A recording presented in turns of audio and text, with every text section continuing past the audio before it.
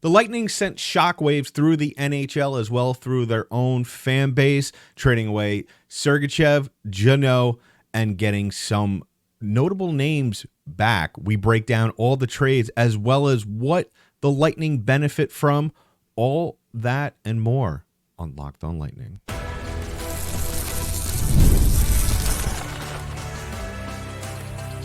You're Locked On Lightning, your daily podcast on the Tampa Bay Lightning, part of the Locked On Podcast Network, your team every day. And welcome to another episode of Locked On Lightning, part of the Locked On Podcast Network, your team every day. I'm your host, Adam Danker. Thank you for joining me on this episode of Locked On Lightning. On today's episode, we're breaking down all the trades that were made over the weekend. Tanner Jeannot is in LA, Sergachev is in Utah, and the Lightning also get a familiar name back in one trade. We talk about that all and more. But first, just want to remind you, today's episode is brought to you by FanDuel. Make every moment more.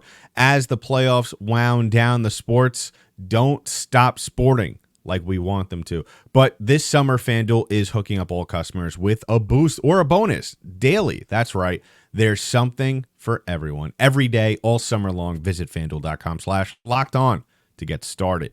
So, wow, just really if we're going to sum up the weekend really quick in one word, it is wow.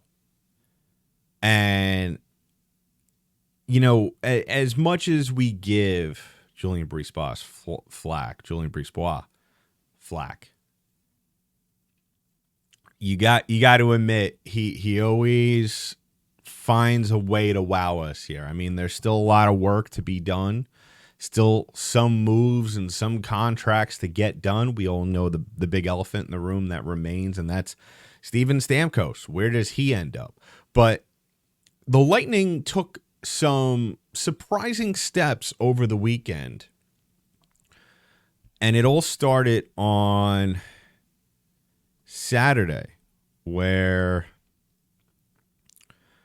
Mikhail Sergachev, this was about right when the second round, or right when the draft resumed on Saturday. It was announced that Mikhail Sergachev was traded to the Utah Hockey Club, the first major trade in that new franchise's history. Was traded for J.J. Moser, Conor Geekie, a 2024 7th-round pick that ended up being Noah Steen, and a 2025 second-round pick.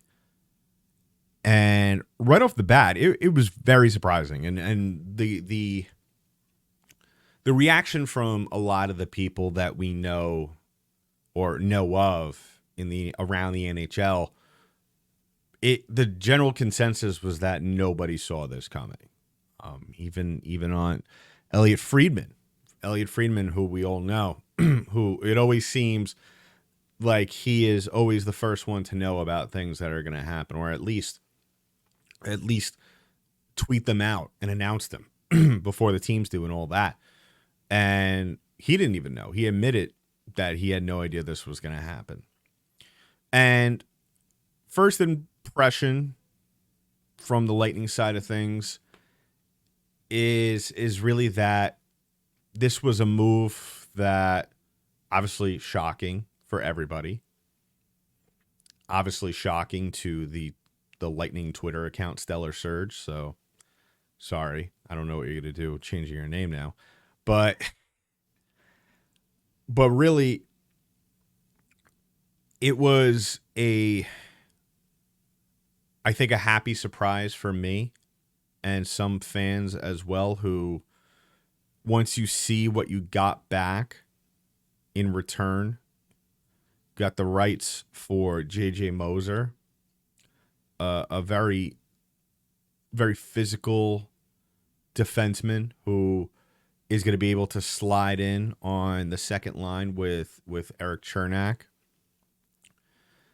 and a guy who can put up points and does have a little bit of finesse in his game. A little bit. I'm not saying he's Cal McCarr or anything like that, but if you look at his stats the last couple of years on a very terrible Arizona Coyotes team, he can put up the points when he's put in the right position. And really, we've been talking about that all off season, being put in the right position. And I think that him being on that second line with Erik Cernak is really going to help alleviate some of the pressure that Cernak has or has had over the course of this past season and as well as going into next year. And then you look at the other piece to that, the other big piece is Conor Geekie. Now, if you've been following the draft or you at least watch the draft, you should know that Conor Geekie was the 11th overall pick a couple of years ago for Arizona. And I have to say, I cannot believe that Reese Baugh was able to get Geekie in this deal. Considering the fact that the Lightning have really not had any stellar drafts in quite some time consistently, the fact that he was able to land a prospect like this, really a player that can score a lot, and on top of that, a center who can score a lot and who could play physical and is really a natural two-way defenseman, forward. It really is just unbelievable. I mean, we talk about Isaac Howard, looking forward to how he's going to be once he gets to the NHL level. But Conor Geekie, I mean, he to be able to get a guy in a trade and to be able to get a guy who jumps to the top of your prospect pool by 1 million, it's really impressive. He's 20 years old. He hasn't played a game in the AHL yet. I would imagine he's going to get some time in Syracuse this year and then eventually be brought up to Tampa. This isn't the kind of player that you keep in the minor leagues for long, or if at all. Let's see what he does. Last season, if you're wondering what kind of stats he has, he had 43 goals and 99 points, excuse me. And I'm really excited. If you listen to this show quite a bit, I don't really go crazy for any prospects. Obviously, the Lightning don't really have that many prospects or any that are worth really getting crazy about. But like I said, to get a guy of this caliber, to be able to have him bring a guy like him into your franchise, and as you're continuing not only to try and get back to contender status, but you're trying to build towards the future, you get a guy like this, it's phenomenal. I mean, yeah, it sucks at the end of the day that, we got to see Mikhail Sergachev go, but you got to do what you got to do. You can't win championships and continue to keep your team good if you're being a big softy about things, about giving up players and all that. I mean, I hate to use them as an example and not trying to foreshadow anything that may or may not happen with the Lightning in the future, but really when it comes down to it, I mean, you look at what Vegas has done over the last couple of years. Yeah, they go for it every single year, and they're not afraid of trading away likable players or players that have really endeared themselves to the fan base and to their teammates. And I'm not saying that he's going to make a habit of that, but to show that fearlessness of going for it, and I would imagine the reason why he traded Sergachev was not only because of the money. I mean, 8.5 really is a lot. Let's be honest. And after the year he had, he missed a ton of time, but still, there were still holes in his game that at this point in time, quite frankly, you can't have. But I will say that, to display that fearlessness, to make the tough decision when I'm sure he was trying to shop Cernak, and clearly probably a lot of people didn't want any part of him, because I'm sure if he found a deal for Cernak, that deal would have gotten done. But the fact that you get this, you trade him away outside the conference, which is always a plus. You get a draft, you get 2 draft picks out of them, One of which, obviously, Noah Steen. We'll have to see what he does. Next year's 2025 pick. Next year's second round pick, excuse me, and that might turn out to be a very high pick. I mean, I don't know. You know, the ownership is very set on winning right away out there in Utah. But I wouldn't be surprised, you know, if they don't live up to expectations next year. I mean, you're really not bringing in a good team. I mean, then again, who knows? They might be rejuvenated being in a new environment rather than being, you know, out in the desert and having nobody at their games in a college arena. So who knows? You know, a change of scenery might make a world of difference there. But if I had to rank this trade, it's definitely up there. I just think because you're getting better right away and you're getting better in the future. And we haven't seen JBB make this kind of trade yet in his tenure. And to get that big of a return for Sergachev, who quite frankly, I don't know if many teams would give the Lightning this kind of deal. I don't see it. I mean, listen, like I said, if you listen to the Sergachev player review episode that I did a couple of weeks ago, I was very high on him, and I was excited to see him have a bounce back year and be healthy and all that stuff. And unfortunately, we're not going to be able to see it, but you know, we wish him all the best of luck there out in Utah, and he's jumping to the top of the list as one of the leaders on that team right away. And you know, like I said, the Lightning are getting a very good, solid defenseman who could also put up some points, stay healthy, as well as you're getting a very high-level prospect here in Conor Geekie, a guy that you could possibly see very soon at the NHL level, and who's a two-way forward and could play center very well, and who could score quite a bit, as I stated before. So that's something that is very exciting for the Lightning as well as us as fans. So coming up in just a little bit, we're going to take a look at the other trades that transpired. Next segment, we're talking about Tanner Jeannot being dealt to Los Angeles. And then later on, we wrap things up with talking about today's trade. Guentzel coming to Tampa Bay. Will he stay here long term? We'll break that down when we get to that. But first, we're going to talk about today's sponsor, and that is our friends over at FanDuel. Now, I love sports. You know I love sports. I love them so much, I never want them to stop. But the NHL playoffs and NBA playoffs have wound down. They're done, gone, goodbye.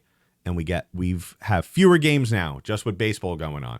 And the sports aren't sportsing like I want them to. But FanDuel lets me keep the sports going whenever I want. All I have to do is open the app and dream up bets anytime I'm in the mood. And this summer, FanDuel is hooking up all customers with boost or bonus daily. That's right. There's something for everyone every day, all summer long. So head on over to FanDuel.com/lockedon and start making the most out of your summer. FanDuel, the official sports betting partner of Major League Baseball.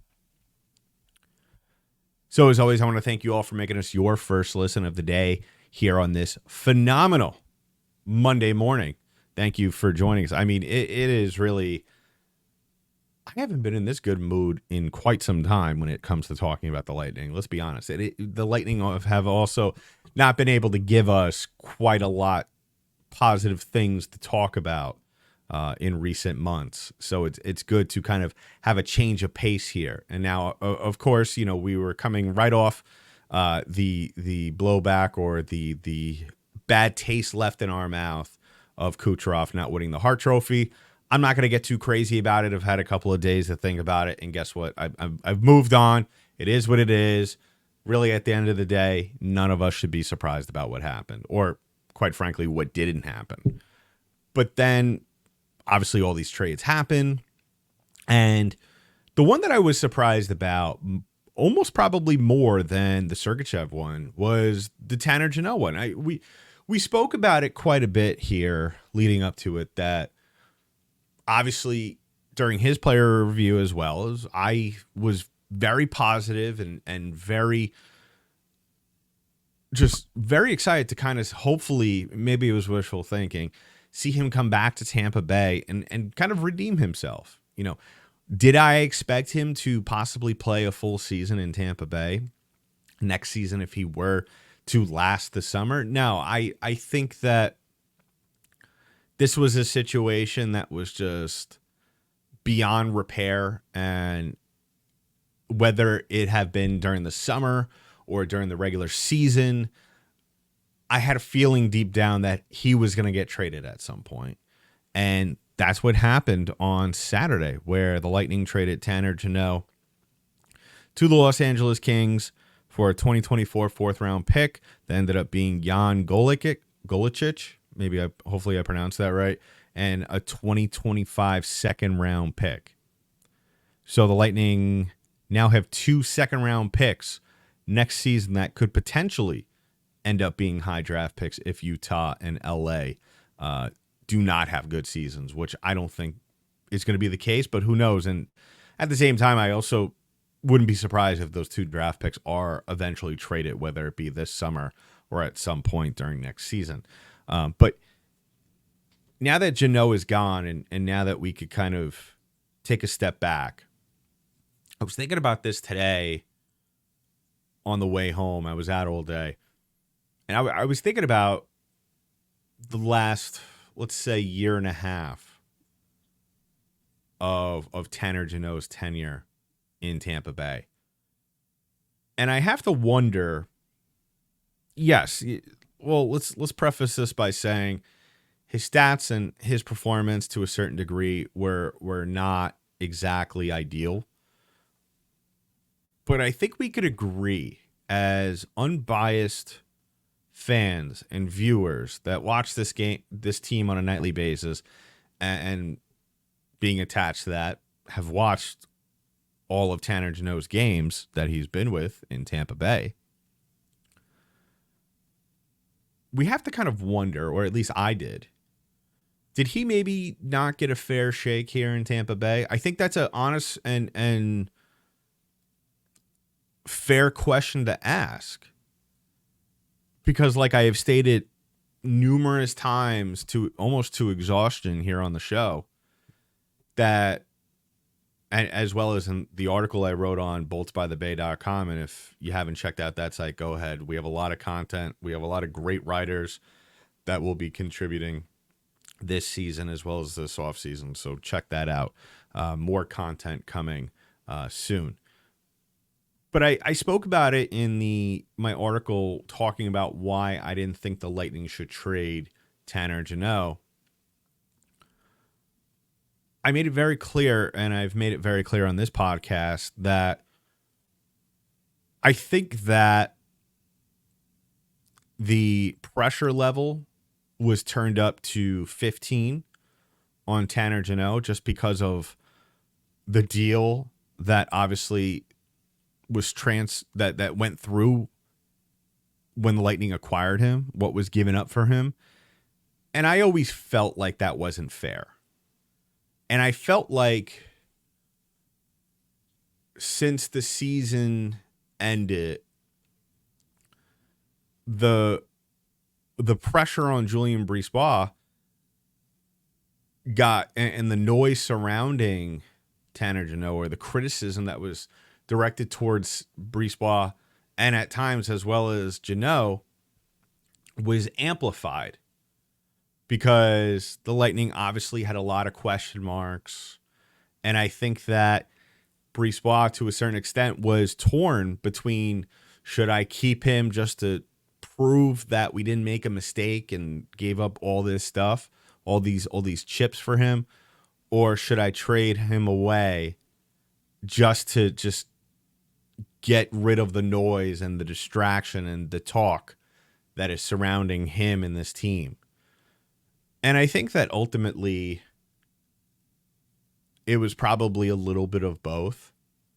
I think also a lot of it also had to do with the fact that maybe both sides agreed that it just wasn't working out in Tampa Bay. He obviously wasn't the player that we all thought he was going to be when he was in Nashville.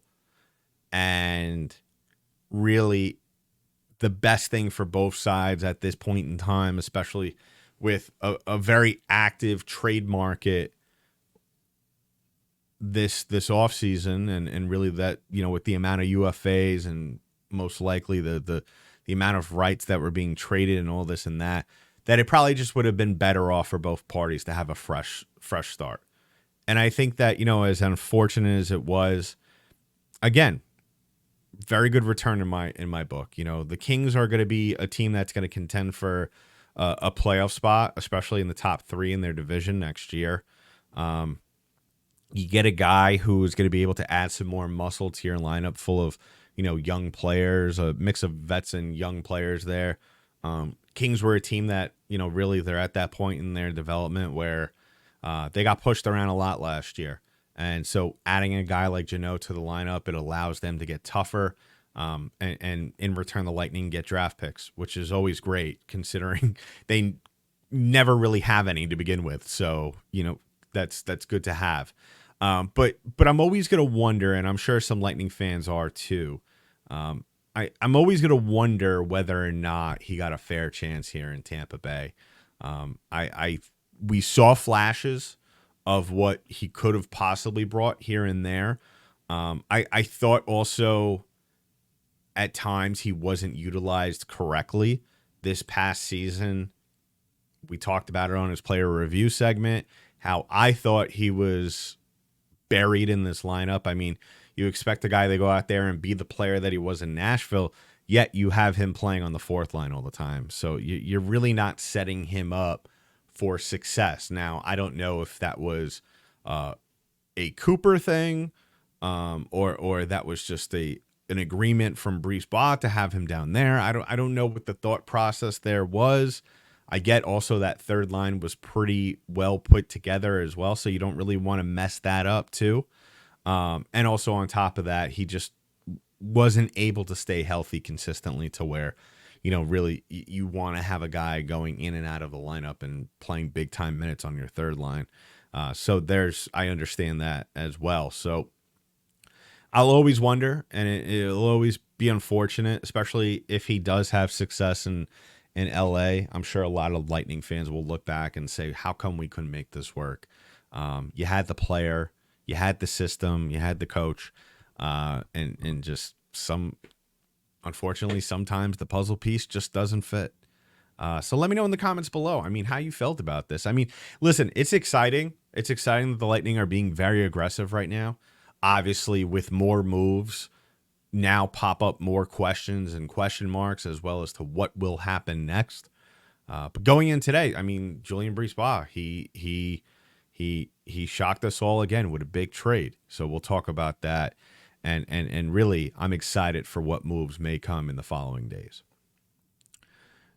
So wrapping things up here on our very exciting trade recap episode here on Monday morning.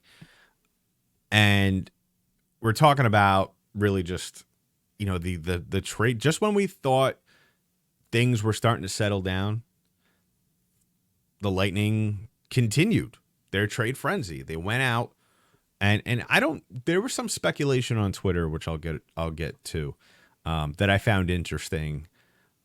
So they go out today, and I'm recording this Sunday. So just in case, I say today a couple more times. Well, they go out Sunday, and they traded away a 2025 3rd-round pick for the rights to Jake Guentzel. And which is a great trade. I mean, if you could, I would assume there's some people that were also asking me as well, and I saw on Twitter, there were people asking me, are they going to sign this guy? And my answer to that right off the bat is, why would you trade away a pick, especially a 3rd-round pick, especially when the Lightning are just, they're so depleted on draft picks. Every draft pick is really just gold at this point. That's how valuable they are. And my answer to anybody that may wonder is, I don't think you would trade anything, really, whether it be a pick or a player or whatever the case may be. I don't think you would trade anything for the rights to a player if you didn't think you were going to be able to sign him. And it's going to be interesting to see how this all unfolds, because I think to a certain extent, I think that Guentzel being signed and what Stamkos what eventually happens with that situation, I think they do connect somewhat. Don't let other people fool you that, this is a very complicated, the inner workings of NHL front offices is a very complicated situation, and there's a lot of moving parts and all that. No, it's very simple. You throw it's very simple. I don't want anybody to overthink this. I think that, and I'm a little bit inclined to believe this. There was a listener or a fan of the show or whomever tweeted out a little theory to me, saying this trade, could this mean one of two things for the Lightning when you're looking at Stamkos? Could it mean a message to Stamkos saying, hey, we got your replacement, so if you want to play hardball and all that stuff, we already got someone lined up to take over for you? And then the other theory was, hey, we're continuing to build the team. We're trying to get better. Do you want to come back and win a third cup? And those are very interesting theories. I think that's probably a little bit of the thought process there.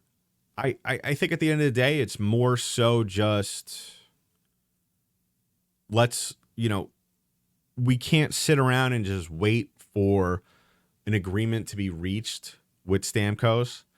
Let's just go and get the best player. We're obviously in need of offensive help, so let's get some more depth.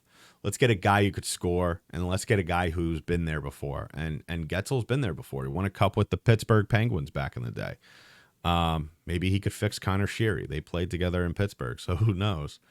The interesting thing that I'll get back to, and why I said that, I think signing Guentzel might somewhat have to do with eventually how the Stamkos situation plays out, is that I heard that before the trade, Carolina made it clear to Guentzel that they were willing to match whatever, within reason, I would imagine, whatever demand he had. And it seemed as though the deal was around $8 million for 8 years, which, the Lightning, they have an interesting cap situation now, considering that they gave up Sergachev and all that fun stuff, and Jeannot. Now they've fallen into $16.5 million in cap space. So, realistically, you can sign both. My question is with 8x8 doesn't seem that unreasonable for Guentzel. I don't mind it either. He has yet to turn 30 as well, so that's a plus. He's been around the block, just like I've talked about with Duclair. Hasn't moved around as much, but still has the experience. But I'm curious to see what that does for a Stamkos deal, because it was reported late last week that Stamkos was initially offered $3 million, 3.5 for 8 years, which I don't know about the legitimacy of that report, because that's a crazy lowball offer for a guy that you would imagine you would want to come back, who is the face of your franchise, and I doubt Brisebois would want to be known as the GM that let Steven Stamkos walk away.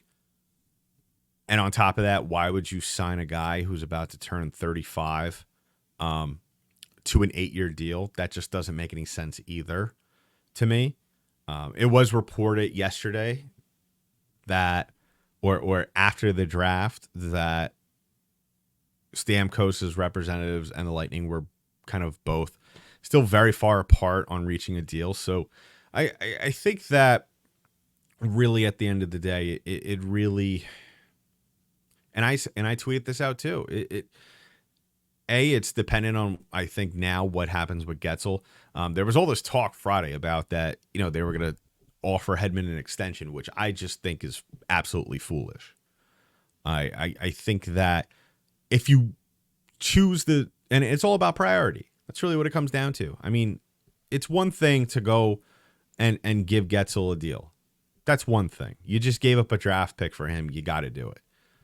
But to go out there and give Victor Hedman an extension and just completely continue not to just reach anything remotely close to with, the best player in franchise history, I think is ridiculous. And the fact that certain individuals, like I said before, tried to make it seem like that situation was just not as simple as it is. I mean, it really is. It really is. I'm not about to get big brained on how a front office works and how you should conduct business with certain players in your franchise. I'm not doing that. I'm not going to have that conversation. But it is interesting to see if what the Lightning do with Stamkos. Obviously, they have till 12 o'clock today. Now I'm talking about Monday, to reach a deal before he officially becomes a UFA. I think that as much as I admired the Sergachev move the other day, I don't think the Lightning are in that realm of thought process like Vegas is, that they're not afraid to hurt feelings in order to get better. I don't think they're there yet. I don't think the Lightning are there yet. And plus, it's just one of those things where Stamkos, you're not only giving up a guy who continues to score 40 goals, but also is just the lifeblood in terms of leadership in this locker room. And I know this segment was supposed to be about Jake Guentzel, but like I said, I think the two are very much connected, and it'll be interesting to see who gets a new contract first. If I had to bet money, it's probably going to be Guentzel, and I think really a phenomenal move once again. And I think that you pick up a guy right away that could slide into your second line with Cirelli, and possibly Paul, whoever you want to throw there on the second line. Who knows? Maybe we'll get Esamon on that second line. Maybe if he has an insane camp, maybe Conor Geekie. I mean, that's just wishful thinking. I just want to see this kid play. But a lot of great moves happened this weekend, and my confidence level was very low for this Lightning team. But after this weekend, I'm very positive, and I can't wait to see what happens later today, as the deadline to sign players before they become officially free agents. It'll be interesting to see what happens from now until then. And as always, we'll be back tomorrow to talk about all the development, all the news, hopefully some signings. We'll talk about Stamkos being re-signed. Hopefully Guentzel gets a deal, all that fun stuff. So please go ahead, subscribe to the podcast. Give us a follow wherever podcasts are distributed in audio form. We're also available on YouTube, so subscribe and comment below this video. So that's been it for this episode of Locked On Lightning, part of the Locked On Podcast Network. I'm your host, Adam Danker. I'll talk to you in the next one.